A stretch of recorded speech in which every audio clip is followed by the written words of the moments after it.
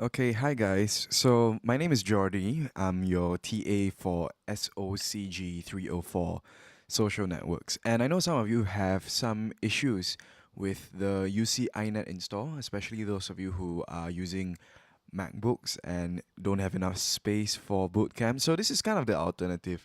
IS students pretty much get VMware Fusion. A lot of us have Parallels as well, but social science students aren't afforded such a luxury by SMU. So yeah, okay. So okay, I hope there's nothing incriminating here. No, there isn't. All right, so I'm using Windows. I don't really have a MacBook, but the instructions are pretty much the same. So the first thing you need to do is you need to download the two things I sent you. One is Virtualbox, and the other is the Windows ISO file. So pretty much just double click VirtualBox. It's gonna look a bit different. Just keep going. Next, next, yes, install, and this is gonna install. Same thing for MacBooks. Like it's not too different. So yeah, it's just gonna install. Just next and next and next. Right, and it's done. It's a pretty fast install.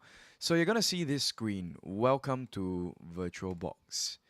And basically, if you kind of want to know what VirtualBox is, is this basically an emulator created by Oracle to run virtual machines. And what you want to do is you want to create a Windows virtual machine to run your UCINet software in. So I'm just gonna select new. You can just call it whatever you want. I don't know, just call it Jordy. I've always fancied myself being a machine. Select Microsoft Windows, and the one I gave you is Windows 10 64-bit, and this is the one. So yeah, forget about expert mode. I'm not an expert.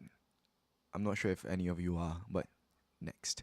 All right, so next is your memory size. This is basically the amount of memory you want to allocate to your virtual machine.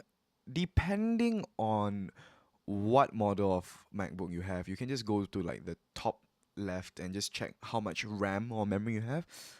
If you have 16 gigs, go ahead and put 8192. But most of you, I suspect, are not running 16 gigs. On this computer, I only have 8 gigs. So let me see. 1024 times 4. Jesus. Times 4. Yeah, so just put 4096. I think this is 2 to the power of something. We like 2 to the power of stuff in IS. I don't know. All right, 496. Next. So what this is you are trying to create a virtual hard disk. You can just not, just don't, like, you don't need this. Uh oh, go back. Create a virtual hard disk. Sorry, just go with the default. Go with dynamically allocated. Basically, the more you use it, the more space you use in your virtual machine, the more storage you'll take up on your MacBook. Uh, I mean, it's better than Boot Camp, but yeah, you're just gonna be using it for UCINet. So yeah, just forget about it. Forget about this. Just create it. It's gonna run, and it has been created. It's nice. So what we're gonna do is we're gonna power it on. Just double click, and oh, look at this. There's nothing because you need a disk image. So just click this. Point this to where I gave to your downloads folder in the Mac for your Windows ISO. Mine is over here. I know I'm using Windows, but like it's kind of the same thing.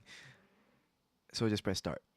And once it starts, you get this very nice screen, and you actually see Windows boot up. It's actually an install. I'm not sure if I have actually. Oh, I have not run the install. Okay, so what I'm going to need to do is I am going to need to install Windows. It's a little bit laggy, but it's just for UCINet, so it's fine. You're not going to use it for anything. I know Mac users are very, very loyal. So yeah, just install now. So setup is starting. It's going to take a bit. So let's see. It's all dead there. enter the product key, skip. We are going to be using sort of the trial version. We are not going to give Microsoft any more money than they already need. Right, so just custom install Windows only. You have a 32 gig drive here, so just new, apply. Okay, sure, whatever, and just go next. Right, so it's pretty fast. Oh, or not. Okay, so there's a bunch of dead space here. I'm really lazy to edit this video. So what I'm gonna do is I'm just gonna tell you a really shitty joke. So there's this mountain town, and in this mountain town, there's basically no one. No, not no one. There's a whole village there. There's no internet connection. There's no television. There's basically nothing. There's no entertainment, except for a church and the church choir. And in the church choir, there's this boy called Sam, and he's a pretty good singer. So one day, Sam is having a performance on his 18th birthday. He's having a performance with the church choir, and he manages to hit this note. It's a really, really beautiful note. It's astoundingly beautiful. It resonates throughout the entire town, and people feel like they've seen God when they hear this note. The next day, he tries to hit this note again. Doesn't work. On his 19th birthday, the same thing happens. So Sam thinks, oh, I see a pattern here. So every birthday, the town gathers around to hear Sam hit this amazing note. So on his 18th, 19th, 20th, 21st, 22nd, 23rd birthday, he hits this note amazingly, beautifully, every single time. But on his 24th birthday, he realizes, he realizes, he sings this note again, and the townspeople are similarly amazed. But then he starts vibrating, and he bursts and explodes in this fiery blaze of smoke, and he's never to be seen again. So the townspeople are very confused. What happened to Sam? You know, Sam's gone. Like, he was pretty much their only source of entertainment, so they'll be understandably sad. So the priest of the church tells the townspeople, he addresses them, oh, Samsung Note 7. Hooray, I just told a really, really shitty joke too. Yeah, I'm a year two. All of you are pretty much older than me. So I hope that doesn't change your impression of me. Okay. So it's 85, 86, 87. Yeah, it's taking a while. It takes a while, but it's worth it. Yeah, you're kind of seeing like my Windows desktop right now. Nothing personal. All the good stuff's hidden somewhere. But yeah, no, the reason why I'm not on Mac OS is because I like building my own PCs, and this is actually my own PC right here. Like, I built it from scratch. Not scratch, I bought the parts and put it together. And it's at 100%, installing features, installing updates, and finishing up. Finishing up, please. Please finish up. This video is 8 minutes and 30 seconds. I doubt an average SMU student can sit through a 10-minute video without being absolutely bored out of their minds. I really doubt it. I can't. 3 hours of lectures is pain for me. I thank God when the break comes. And I thank God when I reach my bed at night. And Windows is booting up. Very, very nice. Yeah, so I don't know. I reinstall Windows all the time. Most of you have probably never seen this process. So this is what happens when you change a new hard disk. You get a blank hard disk and you need to install an operating system on it. This is what happens at the factory. It's tedious. You know, at the factory, you just flash an image. But yeah, I do this to every single Windows computer I get because, like, they always install a bunch of really useless stuff on it, and it slows down the entire system. I hate that. I really hate that. So I like my system running nice and clean. Yeah, there's a lot of clutter on my desktop, but they're just fine. You know, like, applications wise, I just have what I need. Yeah, it's getting ready. Give it some time. Good things are worth waiting for. I'm not so sure if I would define Microsoft Windows as something worth waiting for, but you have to wait nonetheless. I mean, I don't know. People wait 10 years to get married. Is it always a good thing? I have no idea. In this case, you have to wait 10 minutes to make it 20. 10 minutes to watch the video. Now 10 minutes to install Virtualbox and Windows. Maybe another 5 minutes for UCINet. I would think the payoff is pretty small, or like the consequence to you is pretty small. It's not like you know get you date a girl for like 10 years and you marry and you it ends out that both of you aren't compatible, and then shit goes down. Yeah. Press any key to. Whoa, what's up? Oh no. Oh, oh no. Is it working? Did it work? Is it booting up? Did I give it enough space? I don't know. Like, I'm just being really, really default. I don't want to set too many parameters. It's confusing for a lot of people. Enter the product key. Do this later. Microsoft does not need your money. Use Express settings, whatever. Like, just to get it up and running as fast as possible. I don't know. Oh, and yeah, I'll show you guys how to delete this once you're 14 weeks, and hopefully you get your A plus, and like, yeah, because it does take up some space, like about 15 gigabytes.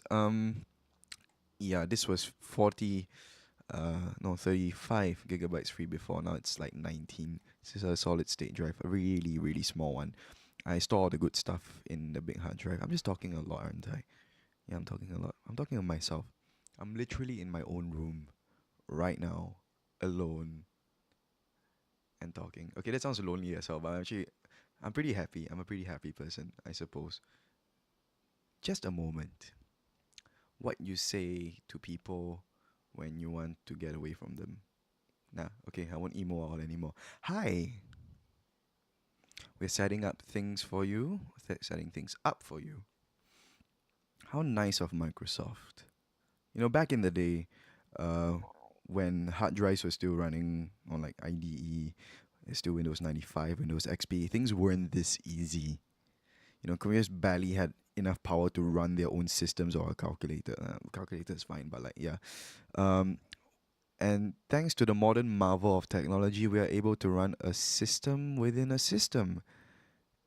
It's fantastic, really, how far we've come. I ramble too much. Yeah, I don't know. Some of you have seen me before in this class.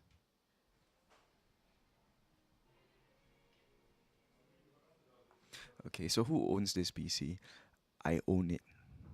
Um, yeah, you own your own PC. Don't let the system control you. Make it yours. No, like don't give Microsoft any more of your information. Who's gonna use this PC? I'm gonna go with Karl Marx. No, no need for a password. I'm not sure if Karl Marx would actually use Windows. Is communism more Apple or is it more Microsoft? Well, both are capitalistic companies. They take advantage of like tax cuts and capitalistic society to get ahead. I suppose they would use Linux. Linux is sort of like the very definition of communism. Like everyone does work for free and gets paid nothing. So yeah, I think Linux would be what Karl Marx is using, but he probably has to begrudgingly use like Microsoft Windows. Is Windows like socialism? I guess. I guess MacBooks are a bit more capitalistic. Like you need the hardware and the software. You can run Windows on a toaster, I suppose. So you just kind of need the software. That's like socialism, is it? I don't know. I'm an IS kid. I'm not from social sciences. I probably made like 20,000 different mistakes in different social theories while I was setting up. Feel free to correct me in class. Like after prof speaks, like I'm inconsequential. I'm just there to take your attendance and spy on you. Okay, no, not spy on you. Yeah, I'm just there to take your attendance and get paid so I can fly to the US. I think this was a bit too much for the video, but okay. Okay, taking care of a few things. This is slow. This video is running to 15 minutes. I wonder how many of you are actually like listening to me now. Oh, let's start. Yeah, because it's like most people I know that when it comes to like tutorial videos, I always skip ahead, like all the IS stuff. Anyway, now what we have is we have Microsoft Windows running in a virtual environment. Environment, yes. So I don't know. You could install Chrome, but I'm just gonna go straight for UCINet. Wow, Bing. Thanks, Bing. You know, it's kind of like common vernacular to say, "Oh, let me Google that." Have you ever heard anyone say, "Oh, let's Bing that"? Like, no, no one says, "Let's Bing it." Like, I want to Bing it. Oh, by the way, yeah, get the 32-bit installation package as recommended by the doctor, professor. Yeah, like who says let's Bing it? No one says let's Bing it. I do remember Microsoft sort of like paying some show on Netflix or was it HBO to say, oh, like they're all using Windows, so it's like, oh, let's Bing it. Yeah, it sounds weird. Google is a pretty weird word, but somehow it sort of like permeated modern culture. So it's kind of socially acceptable to say let's Google that, but you don't say let's Bing it. Oh, an update. Yeah, so like Microsoft likes to push all this stuff. I don't know. I guess you soci kids use MacBooks for a reason. I would love to have a MacBook. MacBooks are nice, really nice to program on as well. Lots of IS kids are using it for that purpose.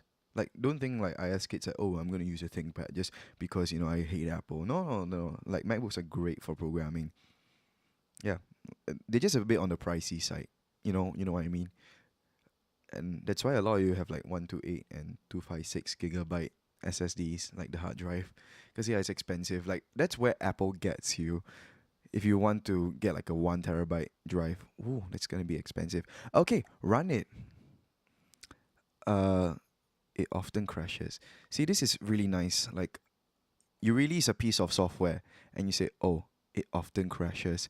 It's like you saying like, oh, come for my live performance, come for my live set, come for my. No, I don't want it. Okay. Yeah, immediate installation, whatever. Yes. Now it's like say, oh, come for my live set. I'm gonna screw up a lot. I'm, the stage is probably gonna catch fire. The seats are probably gonna catch fire, but come anyway. Yeah, I mean, like that's the equivalent. I guess in a sense, this is a false equivalency. Like if often crashes, it's like a minor inconvenience versus the whole grandstand catching fire. It's not quite the same consequence wise, but you get my point. Thank you.